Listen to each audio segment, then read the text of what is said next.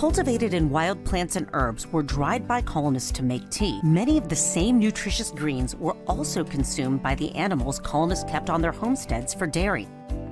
While some milk would be consumed fresh, it spoiled quickly, so colonists often made cheese, which could be stored for much longer. Rebecca Suerdieck is a living historian and leads immersive 18th century cooking demonstrations. She's often joined by Maureen Anderson, who keeps goats like Luna to use goat milk for making soap and, on occasion, cheese. Cheese making is essential because prior to refrigeration, milk would go rancid in a few days. Right. But if you can turn it into something that makes it last longer, the art of the cheese maker. And that goes back thousands of years, certainly would have been in common knowledge from the English people that are settling here and then bringing that knowledge with them. So they have something to eat on the ships. They have something to eat when they arrive because cheese is portable. It seems to me that making cheese on your own, in your home, would be hard. No, it's easy. Okay. Girls at a young age would know how to do that. That was probably one of the first things they would do in the mornings. Gather the eggs, milk the goat, and get some protein on the table first thing in the morning, what we call breakfast. And usually the men are headed out of the home for their work in the fields, and that's what they need, that protein. Town. They need quick, fast protein, and cheese.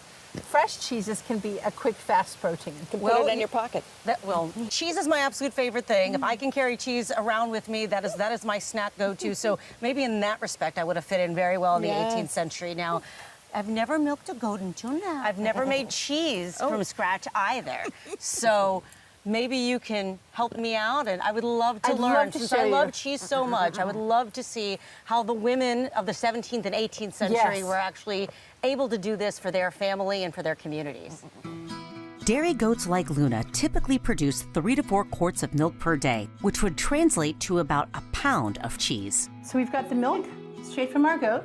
First thing we're going to do is heat it up. Why heat the milk?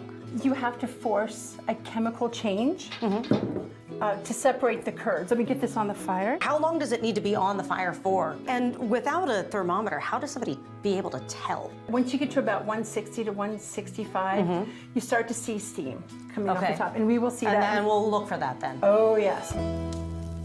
By the time you get to 165 to 170, there starts to be a skin on the top. Okay. And is that the fat starting to separate? Yes. Okay. Well, it's just the thickness, the protein and the caseins that are coagulating on the top, just on the heat.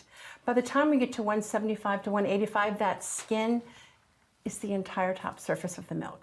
So you can tell by just visually looking at it. And as the heat is rising, the air bubbles are rising and getting trapped underneath this skin that is getting thicker. Right. And it starts to dance. And then once it gets to the right temperature, we're going to literally strike it with an acid. Okay. So that between the heat and the acid, we're going to force a chemical change. So I'm going to take it off the fire. All right, yeah, I see. I see that film. I see the foam. Yep. Today we're using lemon juice, but there were all sorts of acids that were used for thousands of years. Any citrus juice, vinegars can be used, as well as animal rennets. Can I go ahead and pour? Sure. All right, I'm going to go ahead and pour. And slowly, yeah. Tell me.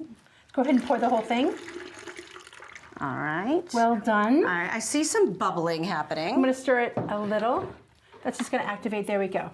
And it curdles right before your very eyes. So the thickness on the spoon, this is what becomes the cheese. This is the proteins, the fats, the caseins.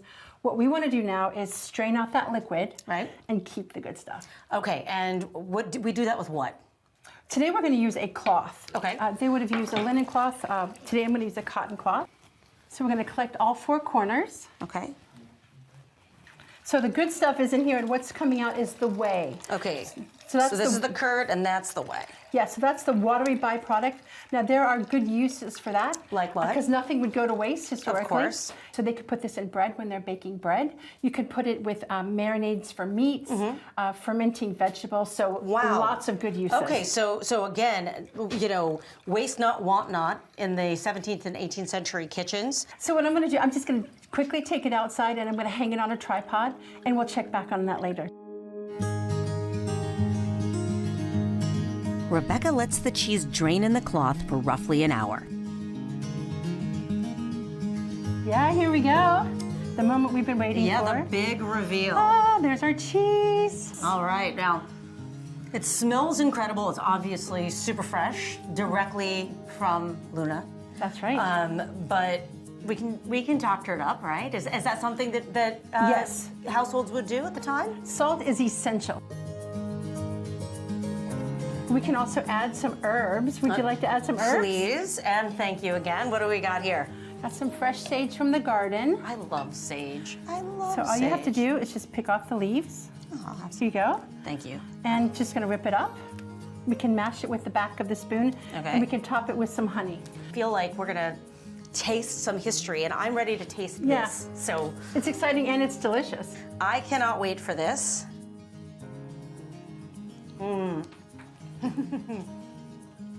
That is fantastic. That may be the best goat's cheese I've ever had. Yay! And that's because it is direct from the homestead. Nobody loves cheese like I do. So I'm gonna take this and I'm gonna replicate it at home. And Good. I'm gonna think of this place, of all those women, and of how they helped build this country. Yes. And, you know, keep the whole of their community nourished. Yeah. One bite of goat cheese at a time. One bite of goat cheese at a time. Maybe two.